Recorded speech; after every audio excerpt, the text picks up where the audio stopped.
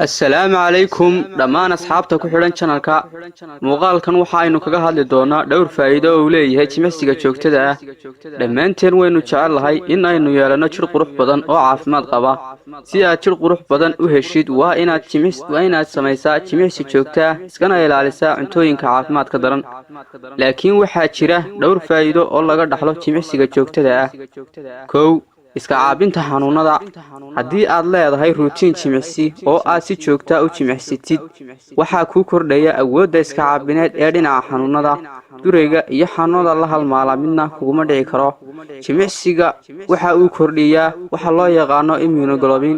immunoglobinku waa borotiin kor u qaada difaaca jirka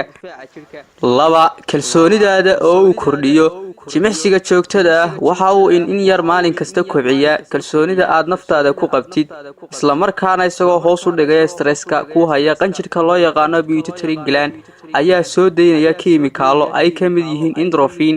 oo niyadda ku dejinaya kaana farxinaya saddex kor ayuu u qaadaa enerjiga haddaad hawl yar ama mid badan leedahay maalintaada waxa aad arki doontaa in aad si fudud uga bixi doontid adigoo aan ka daalin haddaad si joogto ah u jimicsatid afar jidhkaaga oo uu iftiimiyo